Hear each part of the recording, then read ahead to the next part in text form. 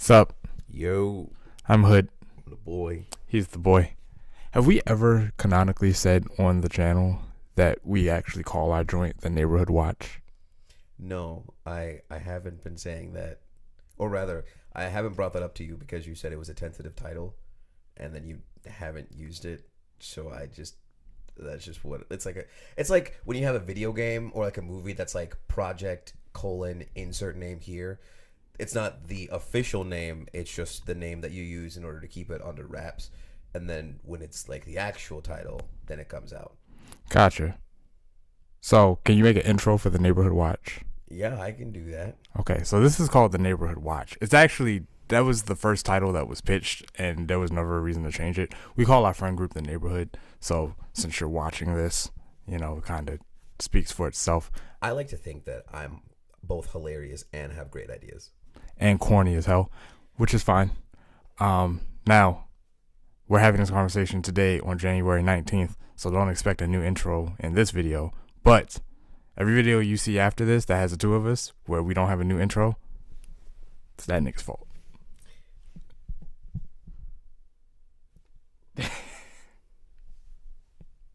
Anyway, we're back.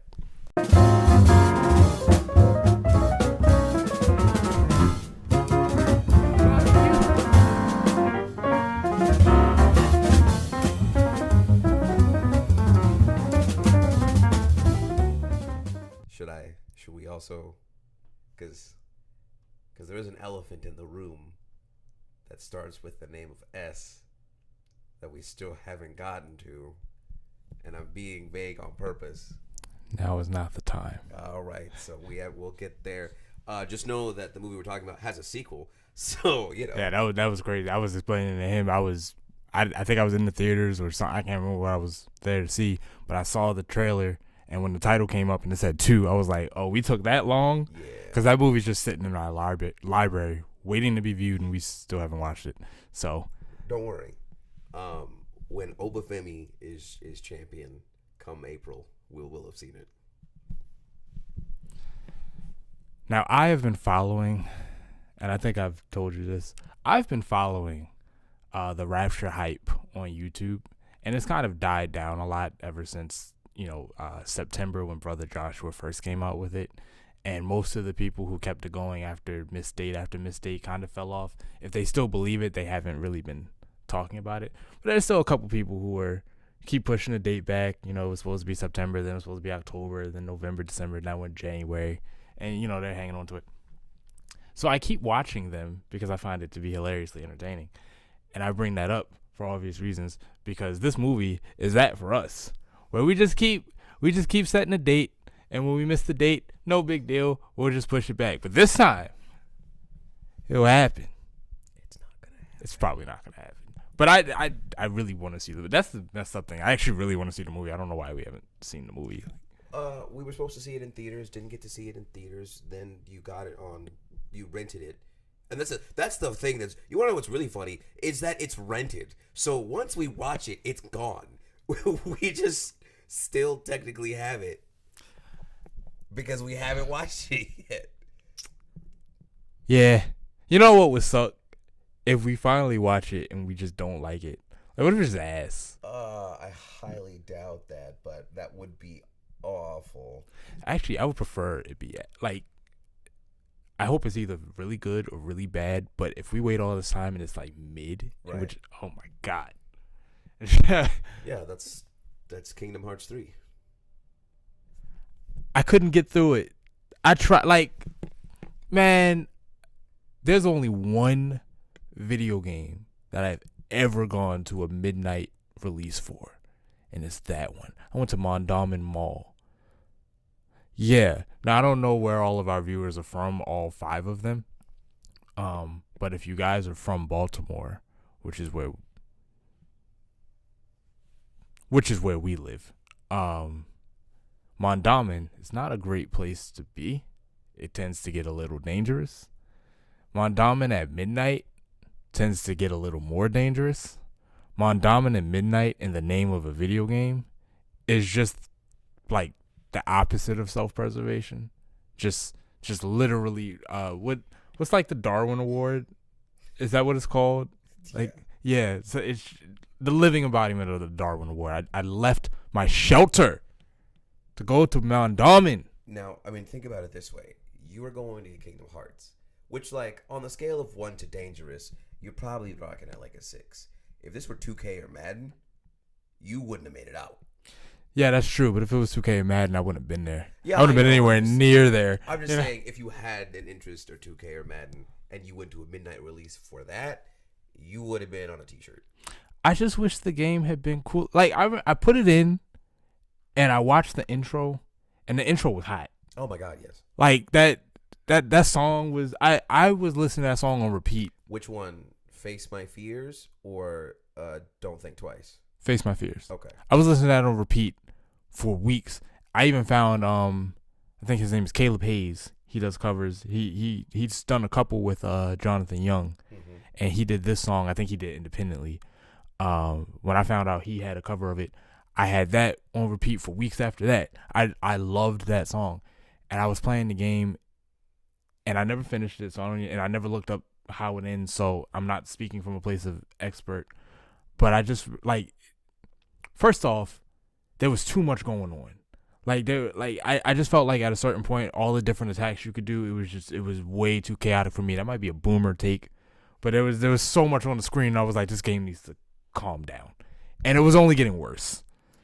Yeah. Okay. So as someone who played all the way through it, I actually didn't mind that, but that's because it reminded me a lot of Birth by Sleep.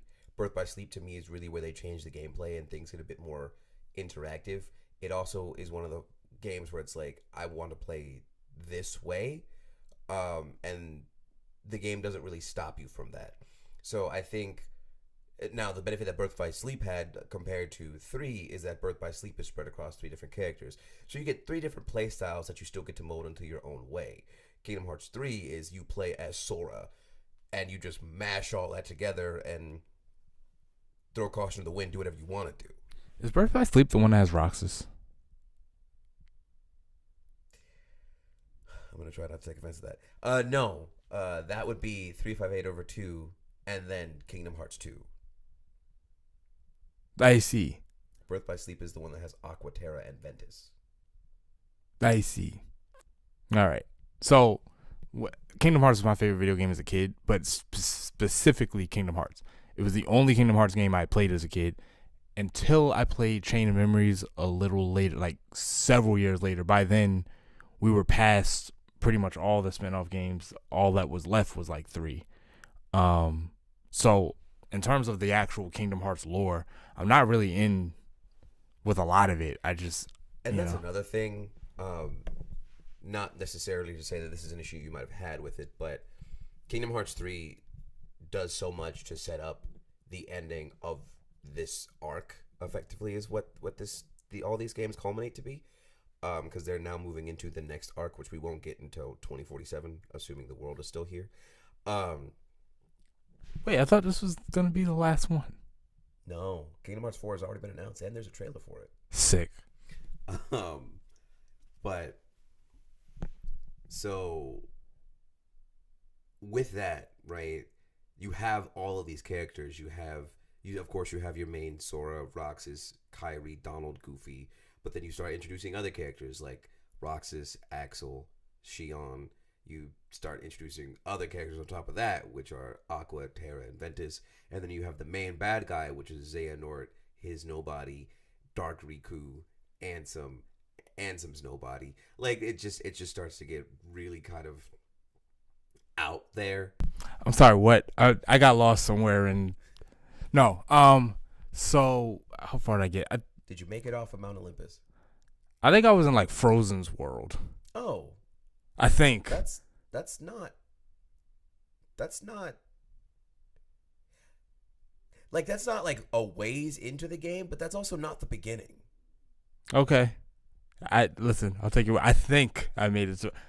I think Arendelle been is like such a long time.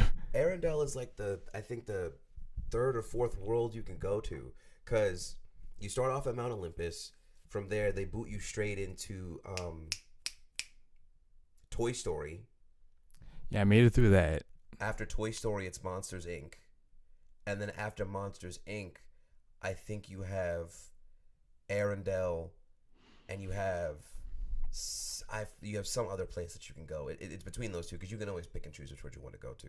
Yes. Um, so I think I don't know if you did Arendelle third or fourth, but like yeah, that's like it's still closer towards the beginning of the game, but you were moving pretty deep into it. Did you get through Let It Go, or did you stop before that happened?